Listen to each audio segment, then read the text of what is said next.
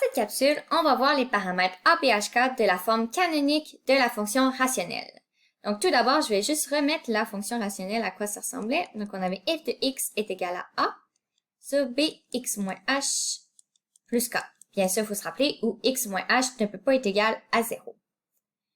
Donc ça, graphiquement, à quoi ça ressemble? Si, mettons, je mets un axe comme ça ici.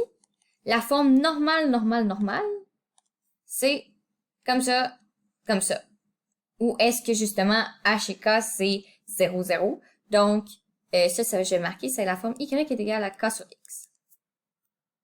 Donc là, c'est simple.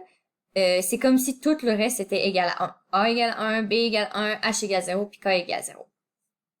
Donc, si je le marquais, c'est comme si c'était 1 sur X. Donc, ça, c'est le A.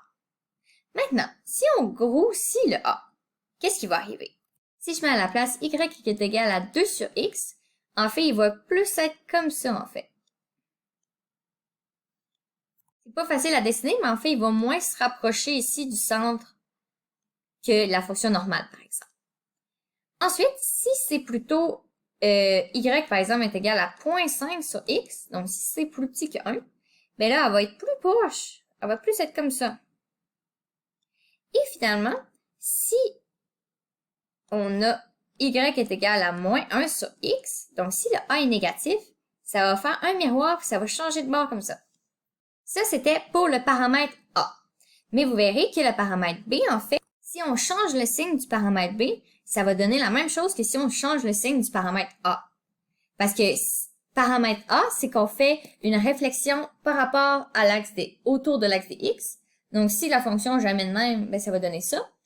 Mais le b, c'est une réflexion par rapport à l'axe de y. Donc, si je fais ça puis je la tourne comme ça va donner la même chose parce qu'elle est symétrique. Donc, c'est pour ça que on peut les combiner souvent dans un même terme. A et B, souvent quand on trouve la règle, par exemple, vu que les deux ont le signe comme un effet semblable. Comme j'en ai glissé un mot tantôt, H et K, ça représente la translation horizontale et verticale, et donc ça représente aussi les équations des asymptotes.